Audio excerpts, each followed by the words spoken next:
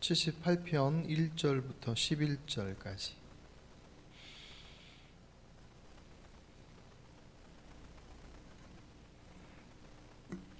같이 봉독하시겠습니다. 내 백성이여 내 율법을 들으며 내 입의 말에 귀를 기울일지어다. 내가 입을 열어 비유로 말하며 예로부터 감추어졌던 것을 드러내려 하니 이는 우리가 들어서 아는 바요 우리의 조상들이 우리에게 전한 바라. 우리가 이를 그들의 자손에게 숨기지 아니하고 여호와의 영예와 그의 능력과 그가 행하신 기이한 사적을 후대에 전하리로다.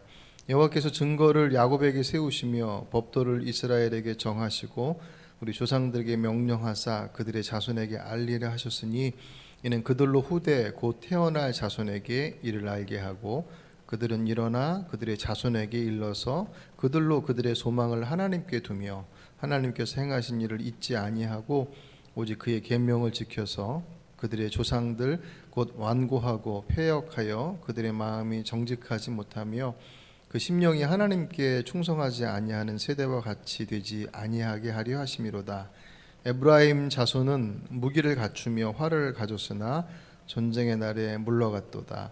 그들이 하나님의 언약을 지키지 아니하고 그의 율법 준행을 거절하며 여호와께서 행하신 것과 그들에게 보이신 그의 기이한 일을 잊었도다. 아멘. 여러분, 지난 송구영신 예배, 오늘이 2월 마지막 주간이 되죠. 두 달 전인데 그 송구영신 예배 하기 전에 그 우리 매년 유언장을 작성하지 않습니까? 그 내용에 보면 만일 내가 2022년에 하나님의 부르심을 받게 된다면 남겨놓고 싶은 말, 혹시 뭘 쓰셨는지 기억하시나요? 여러분들이 써서 작성하신 거는 그대로 제 목양실에다가 이렇게 잘 보관하고 있는데, 흔히 말하면 유언이죠. 이게 뭐 이제 때가 가까워지면 이렇게 준비하고 하는, 그래야 좀 더 실질적이 되어서 매년 이렇게 연말에 하는 거면 어떤 면에서 보면 조금 그 무게라든가 그 어떤 남기고 싶은 말의 그 중심의 모습들이 그 안에 다 표현되지 못할 수도 있지만, 그건 또 우리들의 어떤 태도에 또 따라서 다를 수 있다고 생각이 돼요. 제가 이제 전에 그 청주에 있을 때서부터 이 유언전 작성들을 송구영신 예배 전에 했었거든요. 청년들도 다 하고 뭐 아이들까지는 하지 않았지만 우리는 할 수 있으면 아이들도 같이 하자고 하는데, 청년 중에 하나는 그 유언장 작성을 매년 못하는 친구가 있어요. 그 이유가 나중에 뭐냐 물었더니 자기는 너무 고민이 된대. 이게 쓰는 게 그냥 뭐 연례 행사처럼이라고 생각하지 않고 진짜 부름 받으면 내가 그 상황을 생각하니까 도대체 무슨 말을 해야 될지 모르겠다고 그런 얘기를 하더라고요. 정말 그렇게 진지하게 접근하는 분도 있고 뭐 또 그렇지 않게 접근하는 분도 있긴 하지만, 어쨌든 마지막 내 가족과 내 주변 이들에게 남기고 싶은 말은 아무래도 내 인생 여정 속에서 가장 중요한 말이겠죠. 그 안에는 말도 있을 것이고 뭐 유산도 있을 것이고, 어쨌든 유언이든 유산이든 사랑하는 가족들에게 남기는 가장 소중한 마지막 흔적입니다. 근데 종종 이제 매스컴을 통해서 어떤 그와 관련되어진 얘기들이 나올 때 훈훈한 얘기보다는 눈살을 찌푸리게 하는 이야기들이 훨씬 더 많이 나오죠. 일반적으로 뭐 재벌가에 누가 돌아가셨다 그러면 항상 뒤에 쫓아 나오는 것이 남겨진 유산에 대한 분배, 그런 것들 때문에 이렇게 보면 그에 대한 어떤 긍정적인 생각보다는 부정적인 것들이 더 많이 남겨지는 그런 모습들을 보게 됩니다. 우리나라는 아직 기부 문화라고 하는 것이 그렇게 아직도 여전히 익숙하지 않고 또 보편적이지 않기 때문에 나타나는 현상들이기도 해요. 여러분, 1984년도에 그때가 기독교 100주년이 되는 해인데, 그때 그 즈음에 발기되어진 모임 중에 어떤 모임이 있었냐면 유산 남기지 않기 운동이라고 하는 그 운동이 태동이 됐었어요. 지금부터 거의 한 40년 이제 좀 못 됐죠. 그때 이제 손봉호 장로, 지금도 이제 살아계시지만 그런 분들을 주축으로 해서 시작되어진 운동이냐. 한참 그때도 그 사회적으로는 그런 문제들 때문에 한참 이슈가 되어지고 했었던 그런 부분들에 대한 기독교인들의 어떤 그 반응들 중에 하나였습니다. 그 운동에 동참했던 분들 중에 유명한 분이 그 한국 유리 회사, 한국유리, 지금도 한국유리 있죠. 한국유리의 그 초대 회장 되시는 그 이름은 정확히 기억이 안 나는데 최 장로님이신데, 부인 앞으로 집 한 채만 남겨놓고 나머지 모든 재산들을 다 사회단체에 기부를 하셨었어요. 그분은 원래 그 평상시 살아 계실 때도 그런 일들을 많이 하셨어요. 우리 저희 여기 이쪽에 보면 우리 지방에 한사랑교회라고 저 그 교육전서 했었던 교회인데, 그 교회 건축할 때 그 한국유리에서 교회 모든 유리를 다 기부해 주셨거든요. 이제 그런 일들 그렇게 교회 관련된 것만이 아니라 사회적인 어떤 기부도 대단히 많이 하셨는데, 마지막 그 삶을 정리하시면서도 그렇게, 또 대전에 사셨던 어떤 분은 자신의 가지고 있는 소유를 3등분해서 3분의 1은 교회, 3분의 1은 고아원, 3분의 1은 쌀 나누기 운동에 기부를 하고, 그러니까 그런 우리나라 안에서 좀 이렇게 보기 그렇게 하신 분도 있어라고 하는 분들 안에는 그 운동에 참여했던 분들이 꽤 많았다고 그래요. 근데 잘 알려지지 않았거든요. 근데 그 모임의 특징 중에 5가지, 오무 그리고 3유라고 하는 그 원칙이 있는데, 그 오무가 뭐냐면 무강령, 강령이 따로 없다. 그러니까 이 기본적인 권력들 외에는 강령이 없고, 무사업, 그것을 바탕으로 무슨 사회 사업을 하던가 그런 것들이 전혀 없고, 그리고 무조직, 누가 회장에 내보내 그런 거 전혀 없이, 그리고 무회비. 그러니까는 이 5가지 모임에 조직도 없고 대표도 없는 거예요.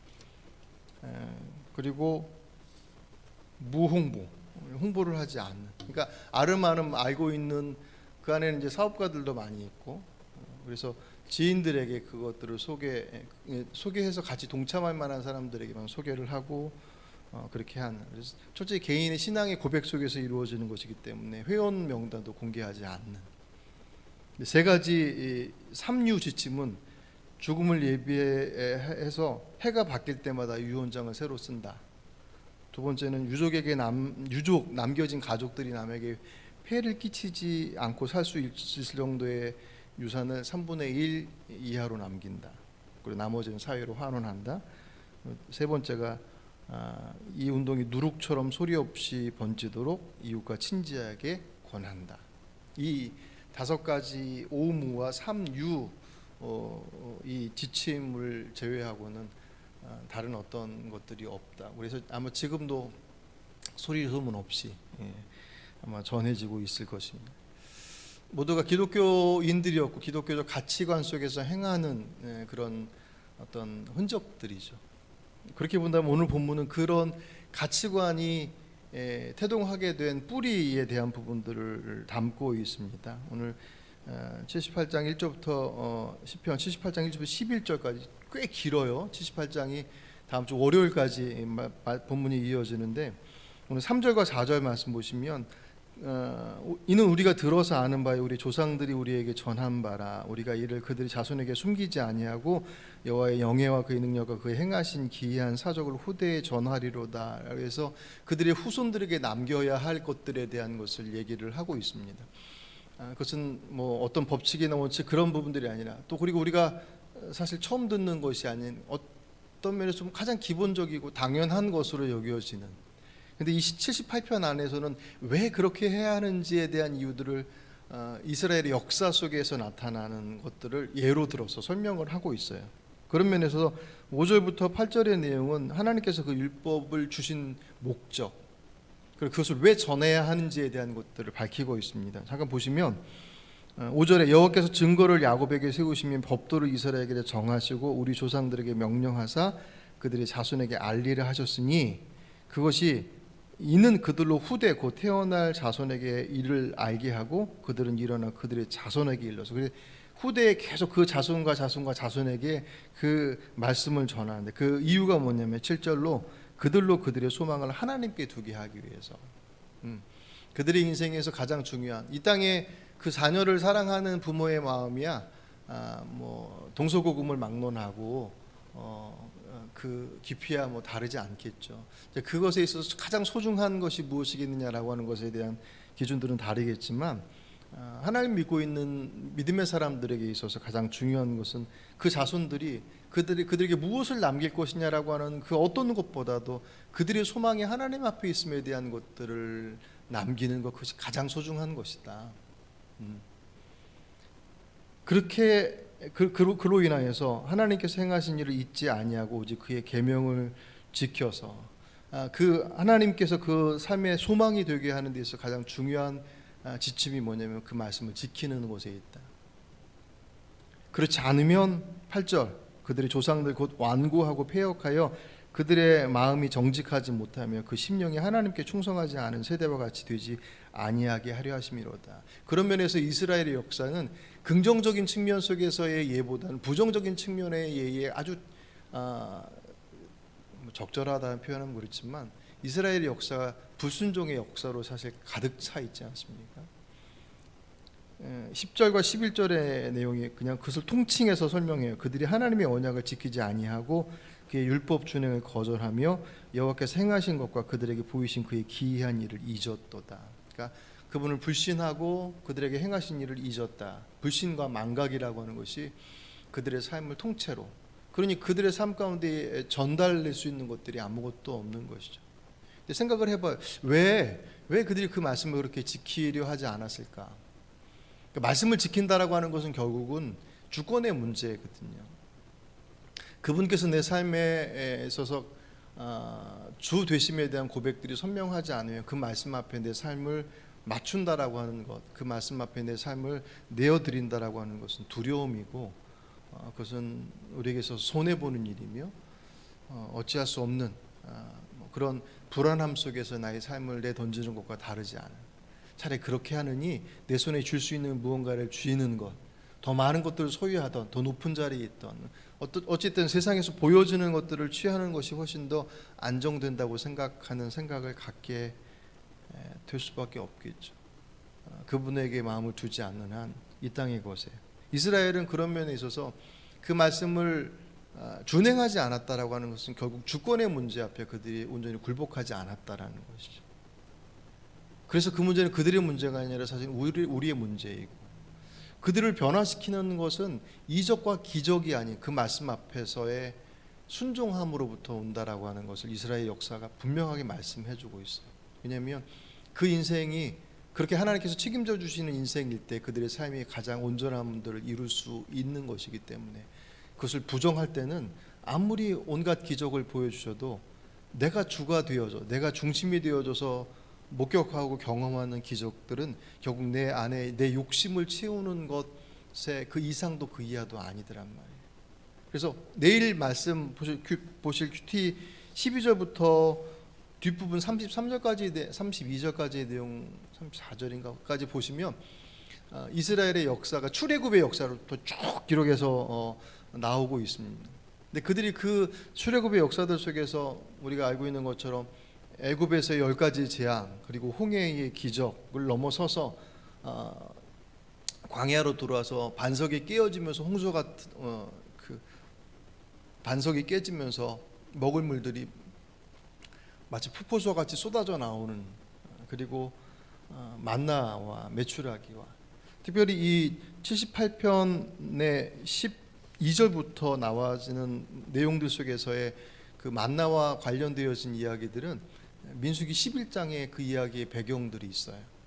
그러니까 그들이 막 원망하면서 하나님 앞에 요청하는 것들에 대해 주님께서 그들이 계속 응답하셔서 그들에게 공급하시는 내용들이 나오거든요. 불평하며 구하는데 주님께서 그 불평 앞에 그들을 징계하시고 그들에게 제재하시기보다는 계속 그들에게 응답하시는 모습들로 나와요. 그러니까 왜 그러셨을까 보면 아직 그들의 믿음의 단계가 그 정도까지 이르지 않았음에 대한 부분도 분명히 그 이유가 될 거예요.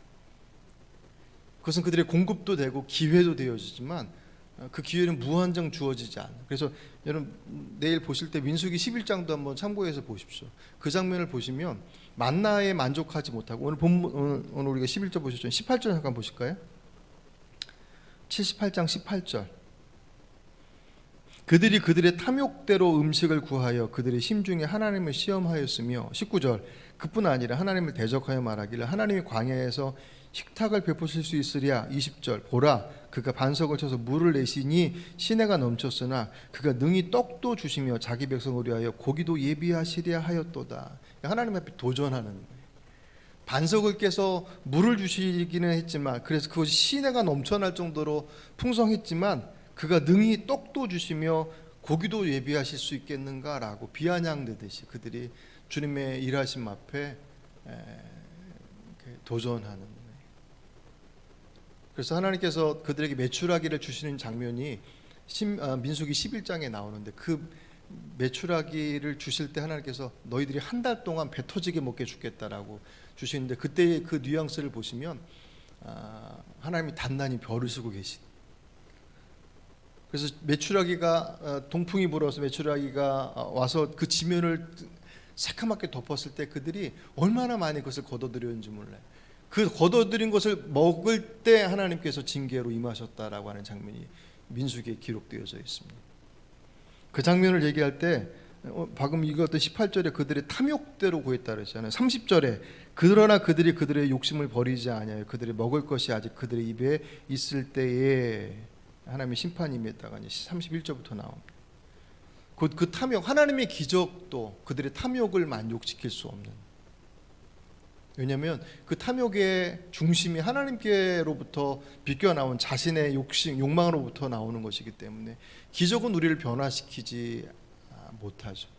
기적을 통해서 우리가 어떤 충격을 받고 그것을 통해서 하나님께 살아계시나 보다, 혹은 하나님께서 우리들의 삶 가운데 우리의 모습을 지켜보시는구나, 인도하시구나 라고 하는 것에 대한 어떤 경각심을 갖고 깨닫게 되어진 어떤 그런 포인트는 되어지지만 그것이 우리에게서 믿음을 형성시켜주는 그 어떤 힘이 되어지냐 할 때 그것과는 다른 문제들이란 말이에요. 믿음은 들음에서 나며 들음은 그리스도의 말씀으로부터 오느니라. 로마서 10장 14절인가 말씀입니다. 결국 우리들의 믿음은 기적의 체험의 문제가 아니라 그 말씀 앞에 우리들의 삶을 맡김으로부터 출발하는 것이죠. 그리고 그럴 때 그 믿음의 모습들은 그 말씀을 통해서 우리들의 삶이 그분의 주권 가운데 이루어질 때 그 삶을 이끌어 가시는 하나님의 인도하심을 구체적으로 바라볼 수 있는. 그래서 나의 보잘것없어 보이는 그 작은 삶 속에서도 내 삶을 이끌어 가시는 하나님의 모습들을 다른 사람들은 몰라도 나는 알더란 말이에요. 우리가 무엇을 우리의 자녀들에게 남겨줄 것이냐, 성경은 분명하게 너의 자녀와 그 자녀가 그 자녀들에게 무엇을 남겨야 되느냐라고 하는 말씀 앞에서 하나님의 말씀을 지키는 것, 그것은 단지 그냥 그 율법을 준행한다라고 하는 기계적인 행함의 문제가 아니라 그분 앞에 신뢰하며 그분을 온전히 받아들일 것에 대한 요청이죠. 그럴 때 주께서 책임져 주시는 삶을 살아내고 그 삶이 그 자녀들에게 전수되어지는. 그러니까 내가 살지 않는데 내가 어떻게 전수할 수 있겠습니까? 누누이 말씀드리지만 그 삶이라는 게 완벽하기 때문에 그 자녀들에게 잘 전수되는 것하고는 다른 문제예요. 보면 알죠. 그 방향이 그분 앞에 있는지, 그죠? 그 아이들은 어른들이 생각하면 또 훨씬 더 깨끗하죠. 아주 영민해하고 또 뭐랄까요? 요즘 애들 같지 않다고 얘기하지만 애들은 애들이에요.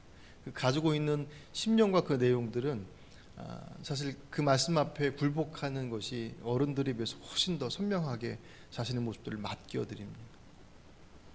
그 모습들이 잘 자라기 위해서는 그 삶의 가정의 울타리 안에서 그분을 바라보고 있음에 대한 것들이 함께 그 안에서 공유되지 않는다면 그 말씀을 지켜 살아가는 것, 그것이 완벽함으로부터의 모습이 아닌, 완벽할 수 없죠. 부족하니까. 하지만 쓰러지고 혹 실패할지라도 다시금 그 자리를 포기하지 않고 그분을 바라보는 그것이 이 땅에 그 어떤 것들을 남겨주는 것과는 비교할 수 없는. 이 얘기를 할 때 모두가 다 동의해요. 근데 진정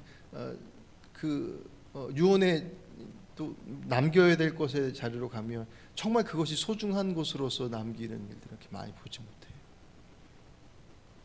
근데 여러분, 뭐 다윗도 그랬고, 정말 믿음의 사람들의 마지막 그들의 삶을 마감하며 그 자녀들에게 남기는 데 있어서 변함없는 것은 주의 말씀에 거하라고 하는 것, 그 말씀이거든요. 왜냐하면 그것이 생명의 길이고 능력의 길인 것을 그들이 경험으로 알았기 때문에.